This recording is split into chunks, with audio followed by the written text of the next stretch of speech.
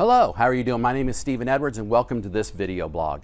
I decided to put out an additional video blog this week to answer a lot of the questions and list a lot of good best practices that I've been talking to clinic owners this morning and Monday.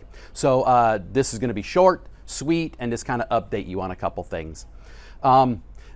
Just to premise, this is also going to be going out to the Florida Private Practice on Facebook. I hope the ones that have watched this video on the Florida Private Practice has taken something away from it and been able to plan for your clinic better.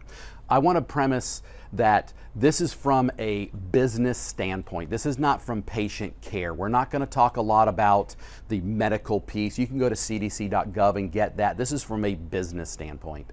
So let's talk real quick about the best platform to do telehealth. One, make sure that it's HIPAA compliant.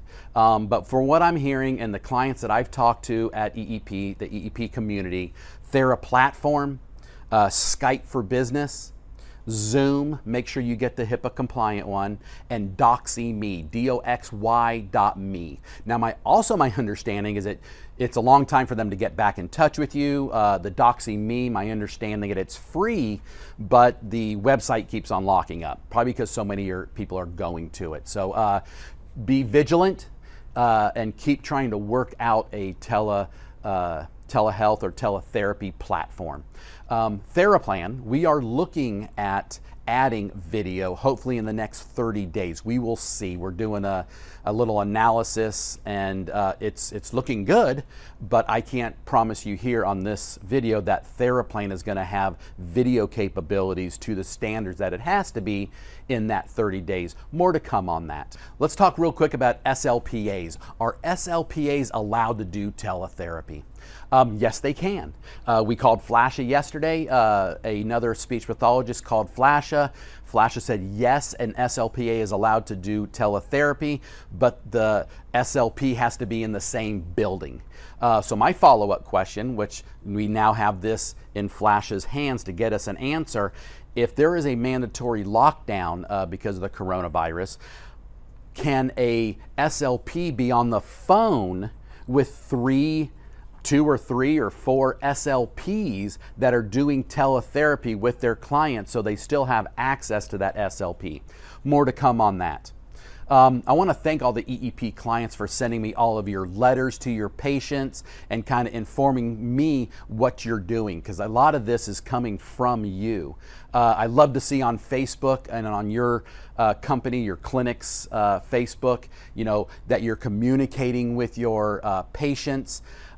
Remember that it's your duty as a business owner and medical provider to educate and inform. So I'm seeing some really well-written letters, and our first video blog, if you want to go back and watch it, was on communication for your clinic and communication to your patients. Last thing I'm going to talk about is if you're going to keep your clinic open or closed.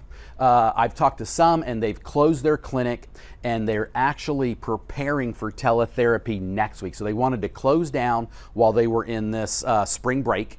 And starting next week, they're going to have that teletherapy going.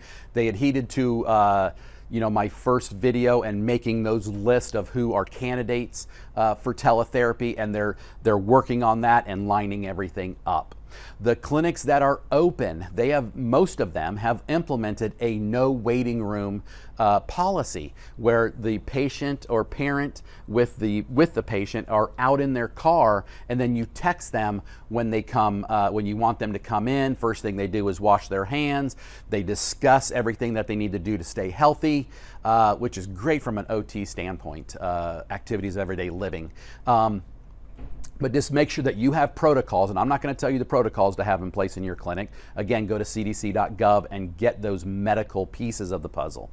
But I do suggest that since they've lowered it down to you shouldn't be in a room more than 10 people, I would go ahead and make sure that you close your waiting room and have them wait in their car to come in.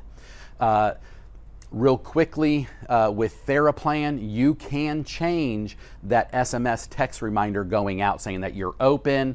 If you need any help doing anything like that, call our support desk. Let's talk about it. We will help you change that message so the message that's getting that SMS text reminder that's going out the day before is saying, hey, we are still open or we are closed, whatever you want to communicate to your patients.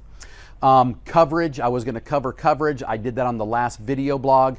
Please go back if you need to know if Medicare, Medicaid, early steps, commercial carriers are going to be covering teletherapy. Watch that last video blog. If you have any questions, please send me an email and we will do everything we can to help you through this process. Again, keep the communication open with the EEP community, and together we'll get through this. Thank you for watching this video blog.